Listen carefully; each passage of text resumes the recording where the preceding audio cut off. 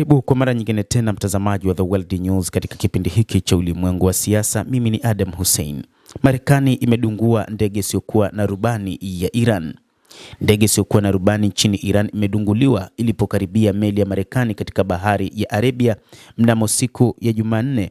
Msemaji wa jeshi la Marekani amesema ndege hiyo ya kivita ya F-35C iliyopaa kutoka kwa meli ya kivita ya USS Abraham Lincoln imedungua ndege hiyo isiyo na rubani ili kujilinda na kulinda meli hiyo ya kubeba ndege na wafanyakazi wake.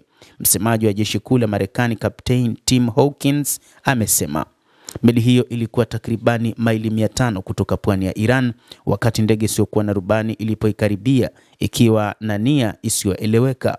Hakuna vifaa vya Marekani vilivyoharibika na hakuna wanajeshi waliojeruhiwa. Hii inakuja huku Marekani ikiendelea kujenga uwepo wake wa kijeshi katika eneo hilo huku mvutano ukiongezeka kati ya Washington na Tehran.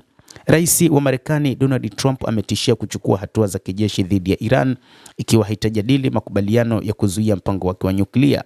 Hapo awali alizungumza uwezekano wa kuingilia kati wakati wa msako mkali wa Tehran dhidi ya maandamano ya kupinga serikali.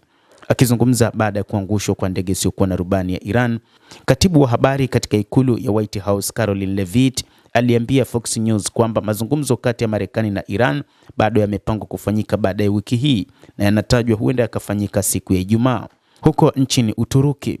Alisema Trump anaendelea kujitolea kufuatia diplomasia kwanza kila wakati, lakini akaongeza kuwa daima ana chaguzi mbalimbali mbele yake na hiyo inajumuisha matumizi ya nguvu za kijeshi. Kiongozi mkuu wa Iran Ayatollah Al-Khamenei hapo awali alionya kwamba shambulizi lolote dhidi ya nchi hiyo litasababisha vita vya kikanda. Iran haijatoa maoni yoyote kuhusu tukio la ndege isiyokuwa na rubani iliyodunguliwa mnamo siku ya Jumanne. Hata hivyo, hii bado inadaiwa na wachambuzi wa mambo kwamba inazidi kuchochea mvutano uliopo kati ya Marekani pamoja na Iran. Inadaiwa kwamba ndege hii ilikuwa katika misheni ya kuondoa meli ya kivita ya Marekani ambayo ilisogea karibu kabisa na mlango bahari wa Hormuz. Meli ya USS Abraham Lincoln inayoendeshwa kwa nguvu za nyuklia ilifikia karibu kabisa na maeneo karibia na mlango bahari wa Hormuz, lakini baada ya kuwepo kwa taarifa za kufanyika kwa mazungumzo kati ya Marekani na Iran, meli hiyo ilisogea katika eneo hilo na kuelekezwa katika bahari ya Arabia. Mtazamaji wa The World News, hayo ndio tuliokuwa nayo wakati huu.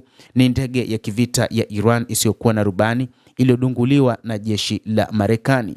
Basi tutaendelea kukufahamisha mengi kuhusiana na tukio hili, lakini ni kusihi tu usisahau kulike, usisahau kucomment, kadhalika kusubscribe channel yetu hii ili upate habari hizi kwa mapana kupitia The World News. Jina langu ni Adam Hussein. Endelea kuwa nasi wakati wote, endelea kutufuatilia uweze kufahamu ni nini ambacho kina